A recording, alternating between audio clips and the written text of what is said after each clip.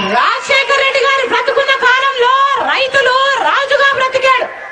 రాజశేఖర రెడ్డి గారు రైతులకి అన్ని విధాల అన్ని విషయాలలోనూ అండగా నిలబడ్డాడు. రైతులకి 7 గంటలు ఉచిత విద్యుత్ ఇచ్చాడు, కావాల్సినంత నీళ్లు ఇచ్చాడు. పంటలు బాగా పండి ఇత్తనాల ధరలను, ఎరువుల ధరలను పెరగకుండా చూసుకున్నారు రాజశేఖర రెడ్డి గారు. రాజశేఖర రెడ్డి గారు మంచి మద్దతు ధర కూడా కల్పించారు కనుకనే రైతులు ఆ కాలంలో అప్పుల నుంచి బయటపడి రైతులంతా లాభాల వైపు అడుగులు వేశారు. రాజశేఖర రెడ్డి గారు 12,000 కోట్లతో రుణమాఫీ కూడా చేశారు రైతులకి.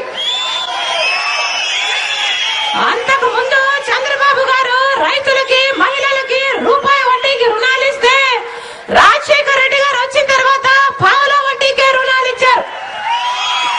ఎంతో మంది మహిళలు బ్యాంకు ముఖం చూసి ఎరుగని మహిళలు కూడా బ్యాంకు వరకు పోయి డబ్బులు తెచ్చుకుని ఆర్థికంగా స్థిరపడిన రోజులవి. విద్యార్థుల కోసము రాజశేఖర రెడ్డి గారు కన్న తండ్రి స్థానంలో నిలబడి ఆలోచించారు.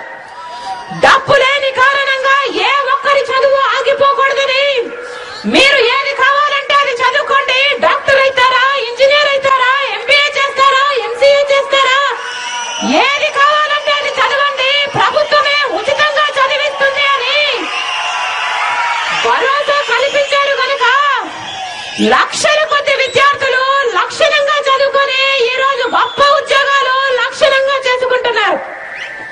రాజశేఖర రెడ్డి గారు బ్రతుకున్నప్పుడు పేదవాడు కూడా వైద్యానికి అర్హుడే అని, పేదవాడు కూడా గొప్పవాడిలాగా గొప్ప ఆసుపత్రికి పోయి తలెత్తుకుని వైద్యం చేయించుకోగలగాలని ఆరోగ్యశ్రీని చేస్తే లక్షల కొద్ది ప్రజలు లక్షల విలువ చేసే వైద్యాన్ని ఉచితంగా పొందిన రోజులవి. కుయ్ కుయ్ కుయ్ కుయ్ అని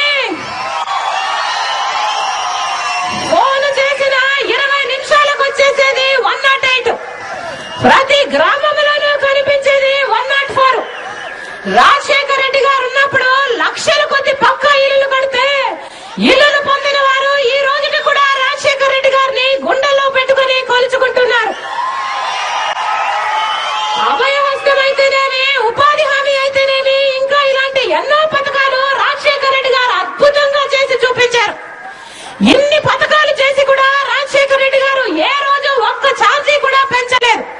రాజశేఖర రెడ్డి గారు 5 సంవత్సరాలు ముఖ్యమంత్రిగా ఉంటే 5 సంవత్సరాలలో ఒక్క రోజు కూడా ఆర్టీసీ ఛార్జీలు పెరగలేదు, ఒక్క రూపాయి కూడా గ్యాస్ ధరలు పెరగలేదు, ఒక్కసారి కూడా కరెంటు ఛార్జీలను పెరగలేదు.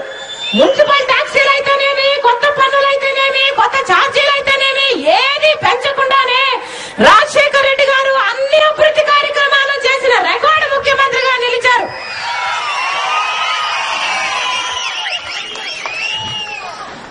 మరి ఇప్పుడు మన కర్మ కొద్దీ రాజశేఖర రెడ్డి గారు గెలిపించిన ప్రభుత్వం తప్ప రాజశేఖర రెడ్డి గారి ప్రభుత్వం కానీ కిరణ్ సర్కారుని చూస్తున్నాం. చంద్రబాబు గారి హయాముని తలపించేటట్టు ఈ కిరణ్ సర్కార్ లో ఈయన గారు కూడా వ్యవసాయాన్ని పూర్తిగా నిర్లక్ష్యం చేస్తే నీళ్లు లేక, కరెంటు లేక రైతులంతా అప్పుల పాలైపోయామమ్మా, వేసిన ప్రతి పంట మీద నష్టమే అని అల్లాడిపోతున్నారు.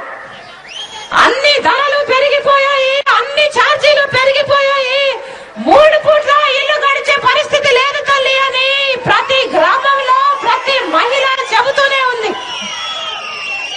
కనీసము పిల్లల్ని స్కూలుకు పంపించకుండా కూలీకి తీసుకెళ్తున్నామమ్మా, కూలీకి తీసుకుపోకపోతే కూలీ డబ్బులు రావు, ఆ డబ్బులు రాకపోతే ఇల్లు గడవట్లేదు తల్లి, పిల్లల్ని కూడా కూలీకి తీసుకెళ్లే పరిస్థితికి దిగజారిపోయామని మహిళలు చెబుతుంటే కడుపు తరుక్కుపోతుంది. ఈ కిరణ్ కుమార్ రెడ్డి గారి సర్కార్లో ఈ పాలనలో ఫీజు రీయింబర్స్మెంట్ కుంటుపడింది, ఆరోగ్యశ్రీకి జబ్బు చేసింది, 1